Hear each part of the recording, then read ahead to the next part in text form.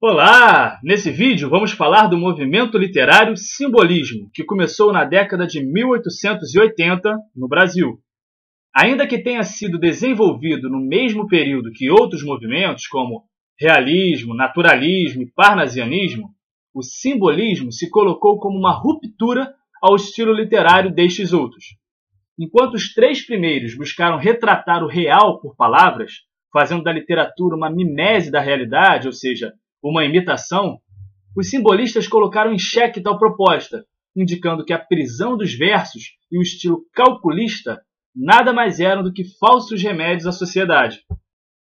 Assim, os autores do simbolismo buscaram problematizar a escrita, olhando para ela como composta de símbolos. Símbolos estes que só poderiam ser trabalhados por sentimentos e não por razão. Dessa forma, os autores do movimento entendiam existir uma essência para além do mundo visível. Entendo que para você a explicação deve estar ficando um pouco maluca e quase sem sentido. Mas, de fato, esse movimento é bastante complicado e difícil de explicar. E essa dificuldade de explicar não poderia ser diferente, uma vez que os autores não queriam explicar, mas sim fazer o leitor sentir. E nessa intenção dos autores, podemos elencar algumas características desse movimento que podem ajudar a sentir, como o verso livre. O verso livre foi uma contraposição ao estilo do parnasianismo, que tinha uma contagem certa, buscando fazer decassílabos, por exemplo.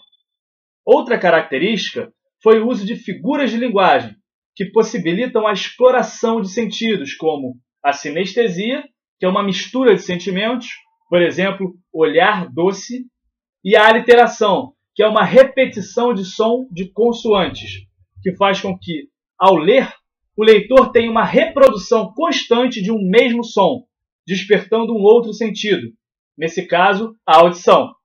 E uma terceira característica pode ser a pouca preocupação com acontecimentos ou atos, o que pode explicar que, em alguns textos, poucas vezes os verbos foram utilizados. Nesse movimento, houve dois grandes autores, Cruz de Souza e Alfonso de Guimarães.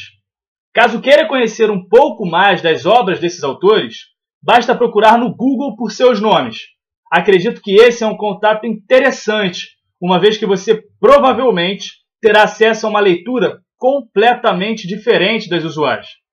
Um forte abraço e bons estudos!